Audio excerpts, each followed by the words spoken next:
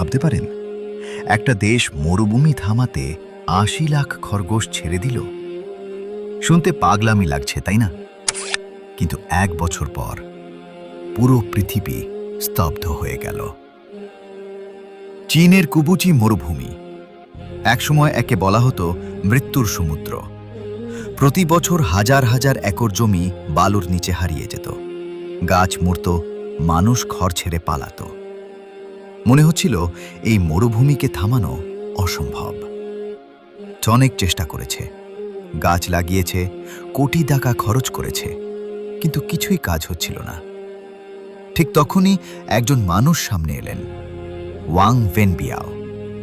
সবাই যখন হাল ছেড়ে দিচ্ছিল, তিনি শুরু করলেন এক অসম্ভব মিশন। তিনি মরুভূমিতে গাছ লাগানো শুরু করলেন। সবাই হাসল, বলল, মরুভূমিতে গাছ, পাগল নাকি? কিন্তু আসল টুইস্ট এখানেই। গাছ বাঁচানো ছিল সবচেয়ে বড় চ্যালেঞ্জ, আর সেই কাজটাই করে দিল ছোট্ট এক প্রাণী, খরগোশ। চীন নিয়ে এলো লাখ লাখ রেক্স খরগোশ।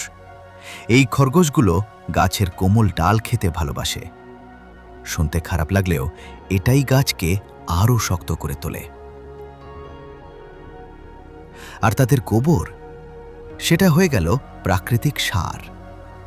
মৃত মাটিতে আবার জীবন ফিরতে শুরু করল।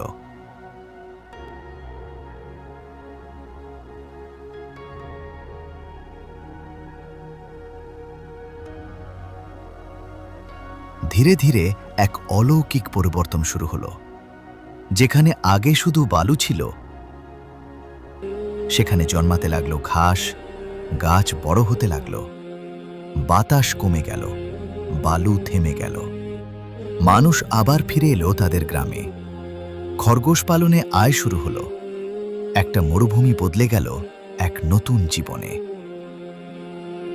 আজ সেই কুবুচি মরুভূমির বড় অংশ সবুজ।